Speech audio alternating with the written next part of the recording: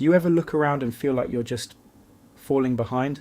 Everyone else has their lives perfectly organised. You're constantly overthinking, procrastinating, or forgetting the simplest things.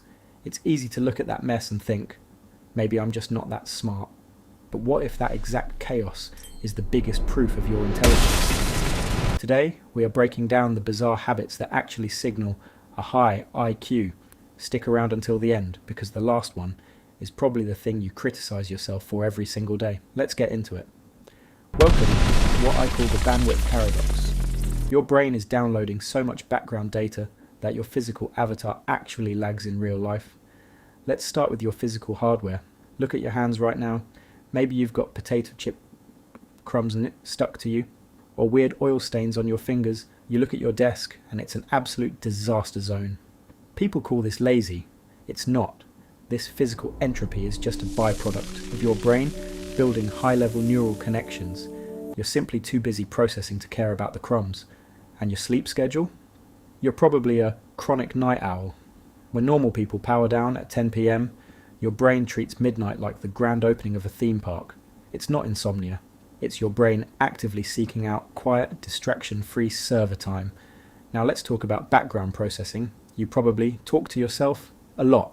You aren't crazy. You are literally just bouncing audio signals off your own auditory cortex to organize chaotic data. And then there's the procrastination. Severe panic-inducing procrastination. You don't delay tasks because you're lazy.